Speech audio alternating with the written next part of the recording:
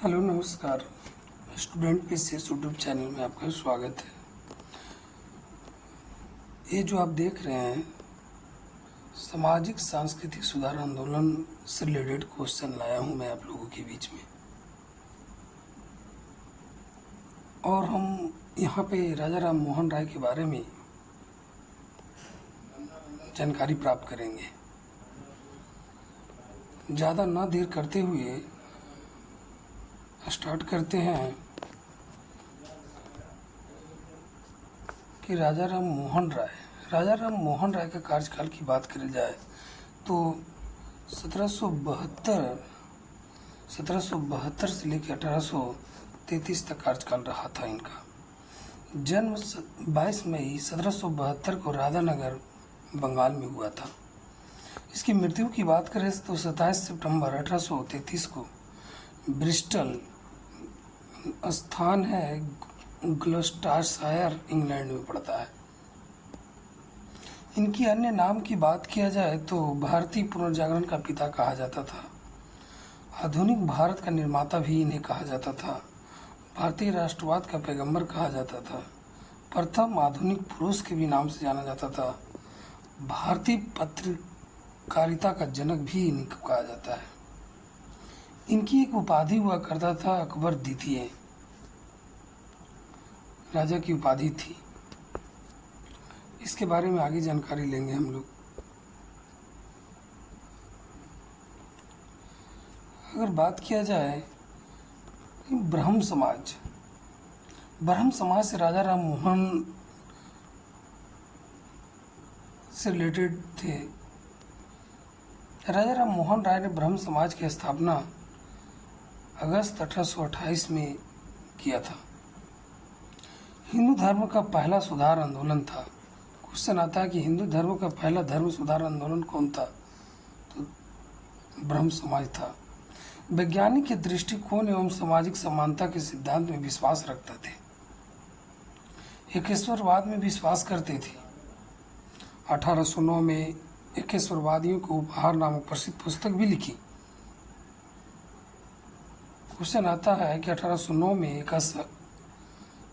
एकेश्वरवादियों को उपहार नामक प्रसिद्ध पुस्तक किसने लिखी थी? राजा राम मोहन राय ने लिखी थी। वेदों उपनिषदों को बंगाली में अनुवाद कर स्पष्ट किया कि प्राचीन हिंदू धर्म सभा एकेश्वरवाद का समर्थन करते रहे। फिर आगे देखते हैं हम लोग। और आगे की बात किया जाए तो बहुत सारे संस्थान की स्थापना किए थे राजा राम मोहन राय ने, और 1814 में आत्मीय सभा की भी स्थापना किए थे। इनकी स्थापना कलकत्ता में हुआ। इन्हें एक और नाम से जाना जाता था, मित्रों का समाज भी कहा जाता था। ये आप लोगों के लिए नया फैक्ट होगा शायद। और राजा राम मोहन राय मूर्ति पूजा, जाति प्रथा की कठोरता, अर्थहीन रीति रिवाजों की बुराइयां की। फिर से बता देना चाहता हूँ, मूर्ति पूजा, जाति प्रथा की कठोरता, अर्थहीन रीति रिवाजों की बुराइयां की थी।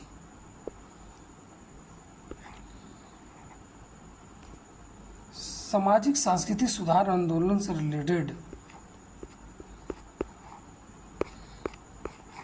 इन्होंने कई चीज भी और भी स्थापना किए थे,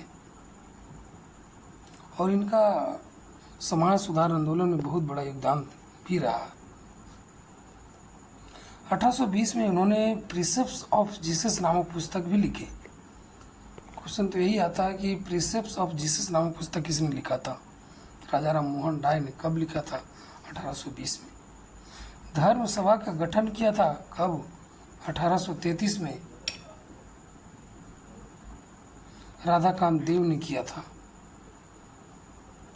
ब्रह्म समाज के योगदान की बात करें जाए तो किस किस में योगदान रहा था इनका?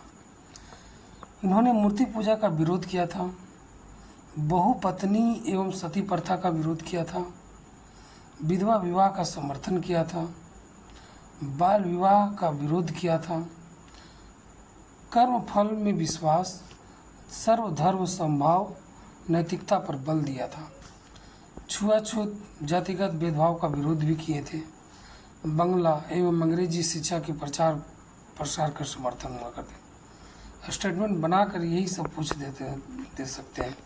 आप लोग इसको ध्यान से देखें।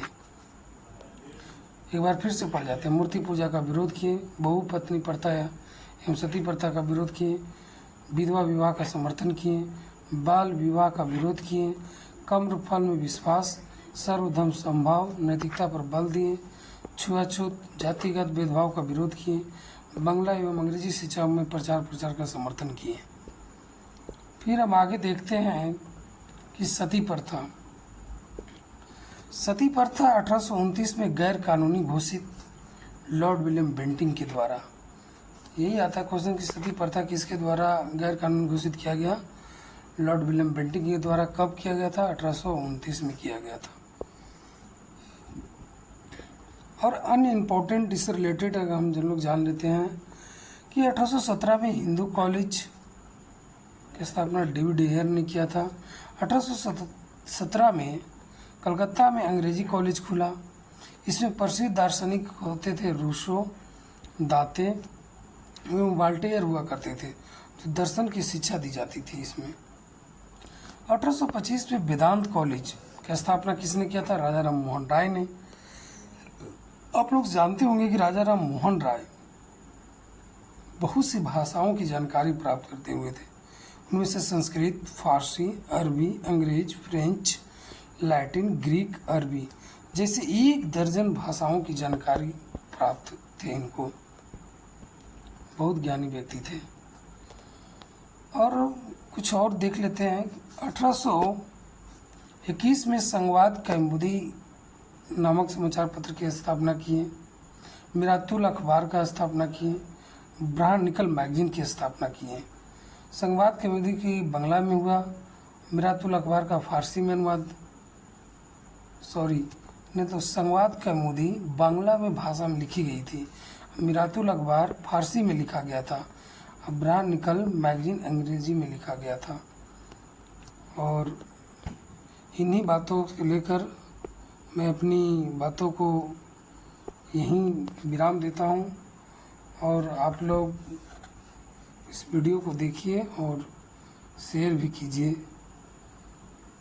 Thank you.